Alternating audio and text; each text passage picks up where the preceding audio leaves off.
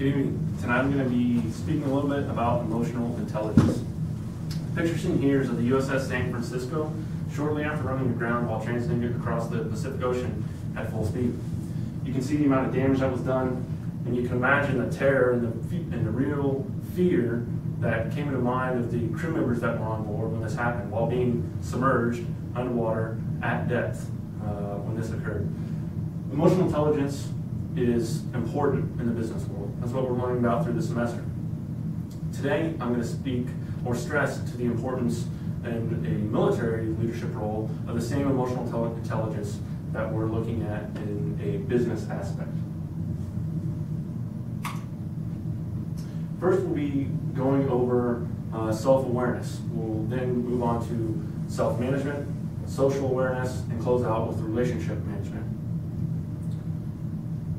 The person who I'm going to speak of tonight is a former commanding officer of the United States submarine who was eventually relieved for cause. That means his command was taken away from him. I'll speak about his emotional intelligence, how he reacted to situations, how he managed stress, how he controlled his emotions, and give brief examples of each one of the four areas and how his emotional intelligence ultimately led to his dismissal. First was self-awareness. The commanding officer had a medium self-awareness. He had confided in some of the officers who were on his crew as to his ability to feel his frustration building, feel the anger coming on. He knew he'd be getting mad. He knew he was about to explode. He could feel it coming on.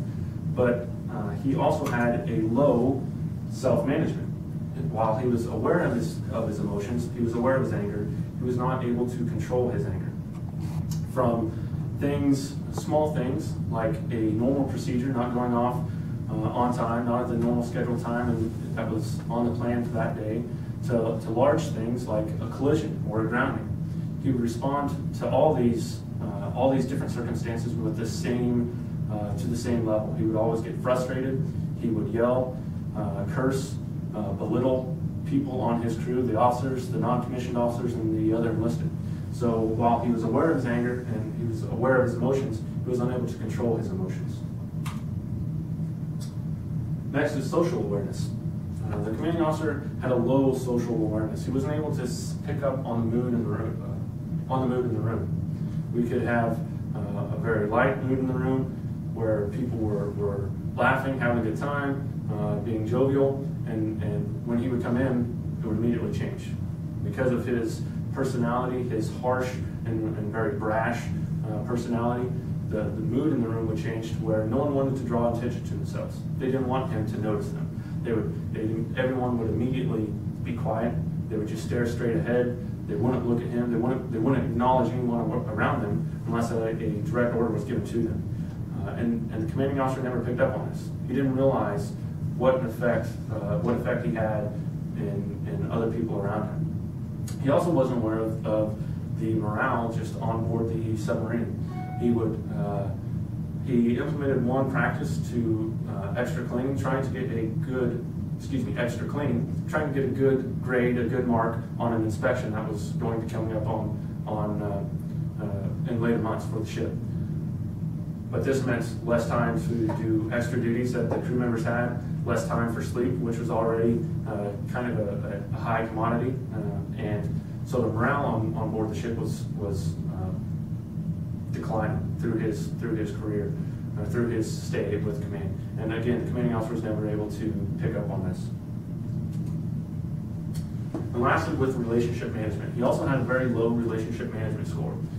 While this was attributed some to the other three areas of emotional intelligence concerning his self-awareness, his self-management, and his social awareness, he was also not able to manage the relationships he was in, specifically with his executive officer, which is the second in command of the ship, as well as the chief of the boat, which is the senior enlisted person on the ship.